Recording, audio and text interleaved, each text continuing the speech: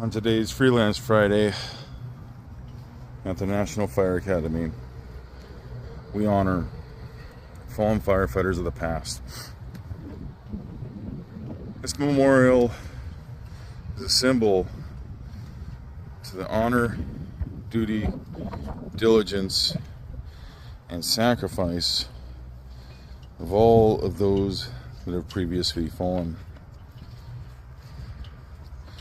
We honor the legacy and the lives that have been lost, not just with this memorial, but making sure to take the lessons of the events that became the final moments of these firefighters. And we train to make sure that we do not become one of the fallen ourselves. Hazmat minutes.